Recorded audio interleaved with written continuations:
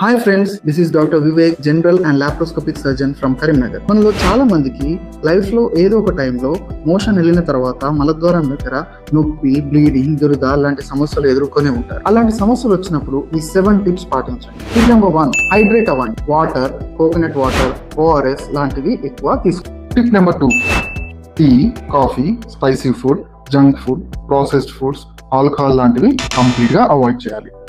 Tip number 3, high fibre diet తీసుకోవాలి. అంటే మీరు తీసుకునే ఫుడ్ లో ఎక్కువ fruits, vegetables and green leafy vegetables include చేయండి. టిప్ నెంబర్ 4, ఏదో ఒక యాక్టివిటీ పెట్టుకోండి. ఉదాహరణకి వాకింగ్, జాగింగ్, జిమ్, స్విమ్మింగ్ లాంటివి మీ జీవన శైలిలో ఇంక్లూడ్ చేయండి. టిప్ నెంబర్ 5, మీకు మలబద్ధకం లాంటి సమస్యలు ఉన్నట్లయితే రాత్రి పడుకునే ముందు లాక్సేటివ్స్ అంటే మోషన్ ఫ్లూ ఉండే టానిక్ అప్పుడప్పుడు వాడచ్చు.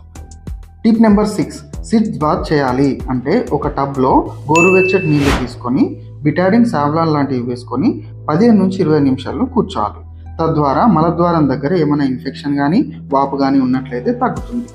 Tip number 7, last but not the least, మీ జనరల్ సర్జన్ని సంప్రదించి సమస్య ఏంటో తెలుసుకొని దానికి తగిన శాశ్వత పరిష్కారం పొందండి. Thank you.